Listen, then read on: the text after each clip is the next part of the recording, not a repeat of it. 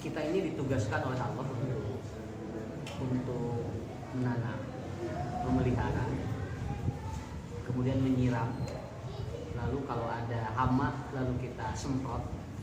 Masalah menumbuhkan dan berbuah itu urusan Allah. Kita ditugaskan untuk mengurus anak. Ada sesuatu kita kasih nasihat, ada penyimpangan kita betulkan. Masalah anak itu soleh dan dia jadi apa itu urusan Allah. Pikiran kita tidak boleh untuk mengatur hasil dari yang sudah Allah tentukan. Begitu, supaya kita tidak capek. Nah itu mungkin yang kedua.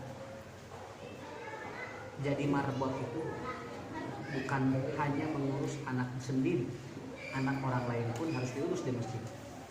Makanya tidak perlu merasa prihatin, tidak perlu merasa rendah diri bahwa justru orang yang disolatkan oleh Nabi langsung itu adalah orang yang mengurus masjid. Nah jadi antum dan teman-teman teruslah untuk mengabdi ke masjid karena yakin oleh Allah akan diurus kita, karena kita yang mengurus rumah Allah. Begitu aja. Bismillahirrahmanirrahim. Assalamualaikum warahmatullahi wabarakatuh. Alhamdulillah di malam hari qadarullah saya bisa bertemu dengan Al-Ustadz Ucu Najmuddin Al-Hafidh MPD. Mudah-mudahan podcast kita pada hari ini ada manfaatnya.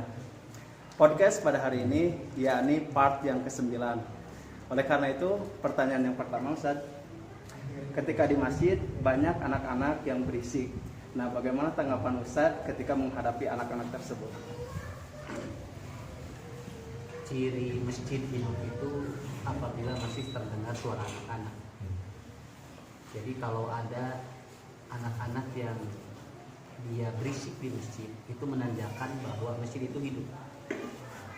Dan sebagian tidak paham bahwa kalau ada anak-anak yang ramai di masjid itu mengganggu.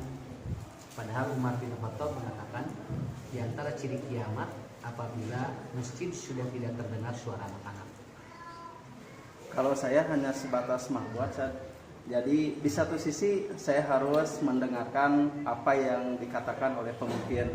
Di satu sisi ketika saya menegur anak-anak, orang tua langsung marah.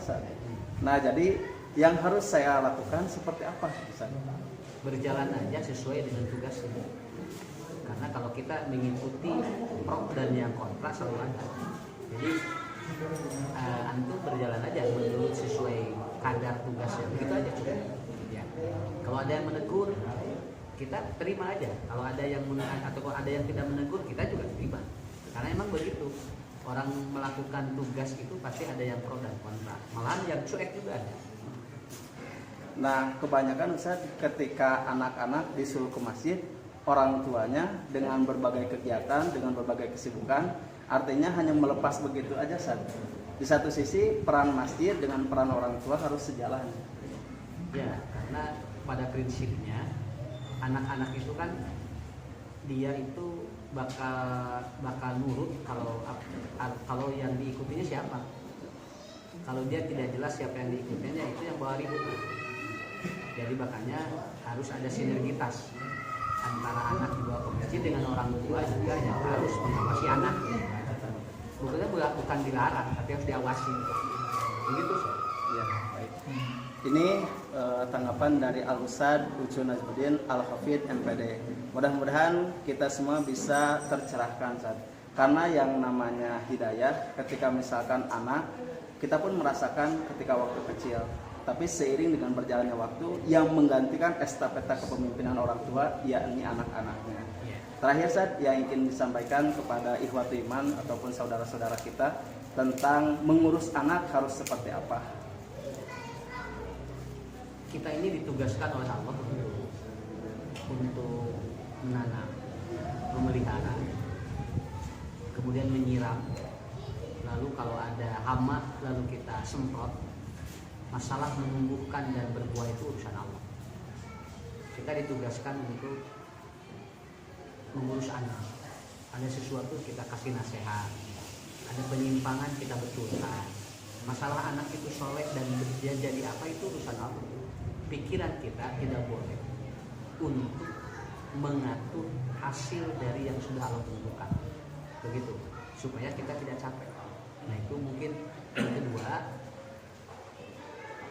jadi marbot itu bukan hanya mengurus anak sendiri, anak orang lain pun harus diurus di masjid.